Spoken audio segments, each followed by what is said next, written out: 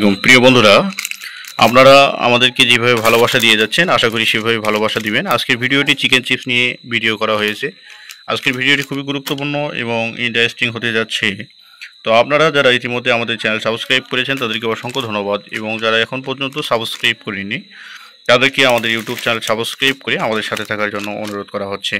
মূলত আজকের video chicken chips 10 টাকার এই চিকেন চিপসটা কীরকম চলে রিভিউ জানানোর জন্য আমি আপনাদের সামনে ভিডিও করে যাচ্ছি। তো মূলত এটি অর্থাৎ প্রোডাকশন করা খুবই সহজ। আজকের ভিডিওর মাধ্যমে সকল তথ্য আপনাদের সামনে আমি দেওয়ার চেষ্টা করব। তো সর্বপ্রথম আপনাদের আমি দেখাবো যে এর আকর্ষণীয় প্যাকেটটা। তো দেখতে পাচ্ছেন এটি খুবই গর্জিয়াস এবং আকর্ষণীয় প্যাকেজিং বললে কোনো ক্রমেই ভুল হবে না।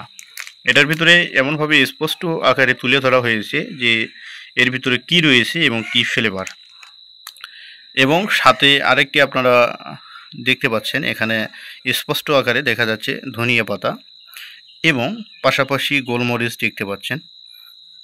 তো এখানে কিন্তু সুন্দরভাবে এই চিপসের যে গুণগত মান এবং ফ্লেভার এবং আকর্ষণীয় গেটআপে কিন্তু এখানে তুলে ধরা হয়েছে। অর্থাৎ আপনারা দেখতে পাচ্ছেন চিকেন দেওয়া হয়েছে, তাহলে বুঝে নিতে হবে এটি চিকেন চিপস অর্থাৎ চিকেন ফ্লেভার। তো মূলত এটি খেতে কেমন এবং আপনি এর সম্পর্কে ধারণা কিভাবে অর্জন করবেন, তো মূলত সেটি হচ্ছে এই চিপসটি আপনাকে খেতে অবিকল, যখন আপনি চিপসটি খাবেন তখন ধারণা করলেও ভুল হবে না যে আপনি চিকেন খাচ্ছেন। তো মূলত এভাবে এই চিপস কিন্তু তৈরি করা হয়েছে, খুবই ভালো এবং পরিমাণ অন্যান্য চিপসের তুলনায় পরিমাণ কিন্তু এখানে ভালো দেওয়া হয়েছে। পরিমাণ তো আলহামদুলিল্লাহ পরিমাণ খুবই ভালো, এবং এই স্টিকগুলো খুবই মজবুত এবং মুড়মুড়ে হয়ে থাকে। পাশাপাশি এখানে যে প্যাকেট করা হয়েছে এই প্যাকেটটাও খুবই আকর্ষণীয় এবং খুবই গর্জিয়াস, এবং অন্য অন্য কোম্পানির তুলনায় কিন্তু এই প্যাকেটটি খুবই ভালো হয়েছে আমার দিক দিয়ে আমি বলবো।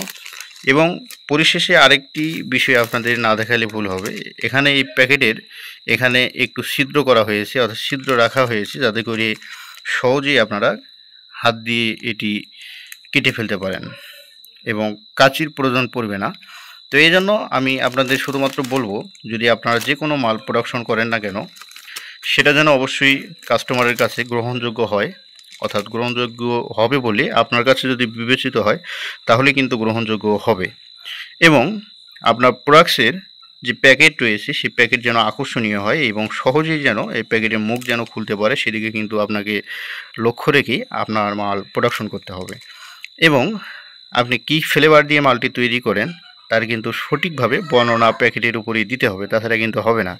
যেমন আপনি দিলেন চিকেন ফ্লেভার, অর্থাৎ লিখে দিলেন চিকেন ফ্লেভার কিন্তু আপনি ফ্লেভার দিলেন অন্য, তখন কিন্তু কাস্টমার বিভ্রান্ত হবে, আপনার প্রোডাক্টসের প্রতি কিন্তু তেমন চাহিদা থাকবে না। এজন্য অবশ্যই কাস্টমারের মন জয় করেই আপনাকে কিন্তু বিজনেস করতে হবে, তাহলে কিন্তু আপনি অগ্রসর হতে পারবেন ইনশাআল্লাহ। ধন্যবাদ সবাইকে ভিডিওটি দেখার জন্য। পরবর্তী ভিডিও দেখার আমন্ত্রণ জানিয়ে আজকের ভিডিও থেকে বিদায় নিচ্ছি। ভালো থাকবেন, সুস্থ থাকবেন। আসসালামু আলাইকুম ওয়া রাহমাতুল্লাহি ওয়া বারাকাতুহু।